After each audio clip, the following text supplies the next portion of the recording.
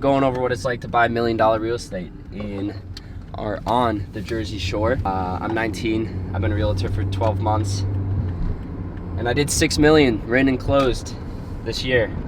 So pretty much just gonna go over the whole process, show you what it's like, plain and simple. We're gonna walk through a vacant house that we got on the market right now, and then we're gonna go over, the steps it takes from getting pre-qualified for a mortgage, get an offer accepted, and what it's gonna look like in terms of the whole buying process to actually purchase $1 million real estate here in Jersey.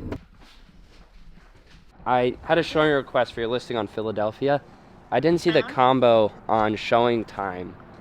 No, you had actually they should have told you. Okay. It's Okay, perfect. Thank you. okay. No problem. Good luck. Bye-bye. Thanks, bye. We got in, baby.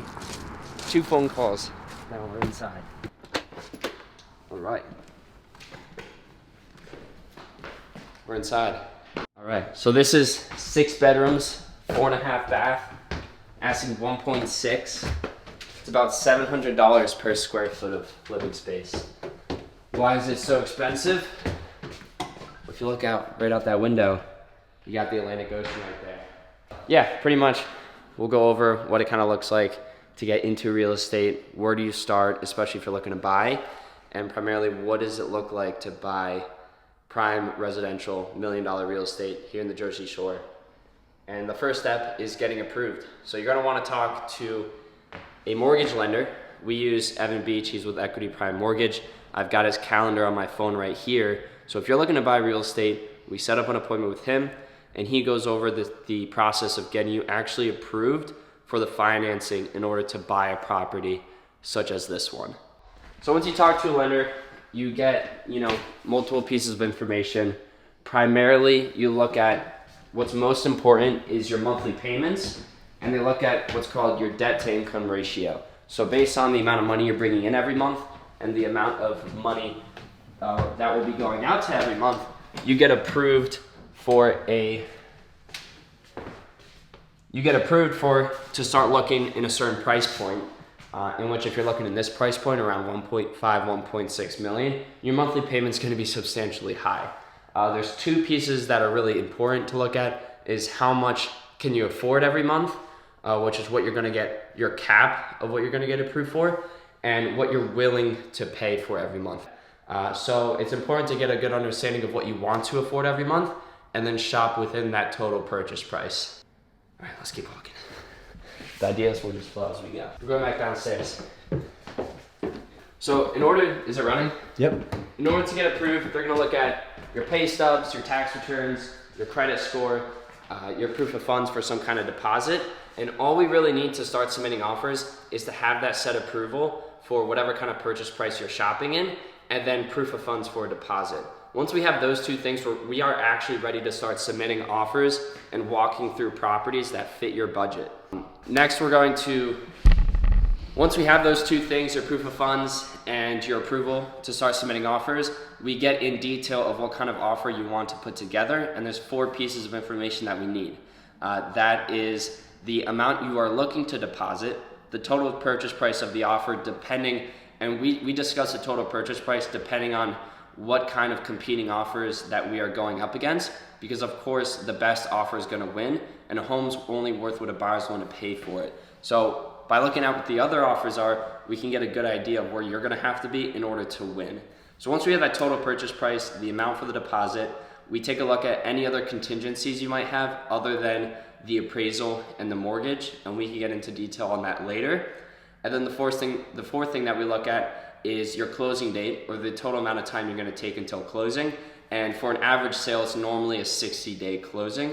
But if you're paying cash, sometimes it's a deal that's cash, inspection, close in 2 weeks. But for the most part, it's a 60-day closing, especially if you're securing a mortgage, because the bank's going to have to come in, value the property, and make sure that they're willing to actually lend you the money for this property. Cool. I wish I had enough money to buy this house. So now that we kind of talked about what goes into submitting an offer, I have a real an offer that I submitted for a client that got accepted, and we actually closed on this deal about 4 months ago. But if you look here, Pretty much, I mean, we start by talking about our team. We, of course, want to let the seller's representative know that, you know, we have a 98% closing ratio. So by working with us and having our client purchase the home, we guarantee that their transaction, or we're going to be able to perform for their seller and get that property sold for them. Then we go down, you know, 90 plus escrows over the last 12 months. That's what our team has done. We even give them information such as our Zillow profile so they can see, you know, the 250 plus 5-star reviews that our team has gone. So we are qualified to perform for the seller, which is the ultimate goal that we want to get across to the seller's representative, because relationships are everything in this business. And if we're going to be able to provide a good experience for the seller during the transactional process, they're going to be more incentivized to accept our offer over other offers, even though the other buyers might be willing to pay more for the property.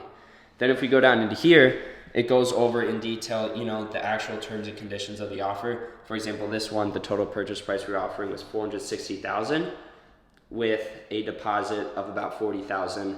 When an offer is accepted and the sellers and a buyer agree to start working together, you begin the attorney review process, which is when a buyer hires their own attorney, the seller hires their own attorney, and the attorneys communicate back and forth to make sure that both parties are 100% comfortable and confident moving forward with the transaction and know exactly what they're committing themselves into by moving forward with the transaction. And then if we look here, we have the lender's contact information, because of course the seller's representative is going to want to know who's securing or who's financing the property for the buyer, and the attorney's contact info, because the first thing that we do is begin attorney review, and of course they're going to need to know our attorney and their contact information.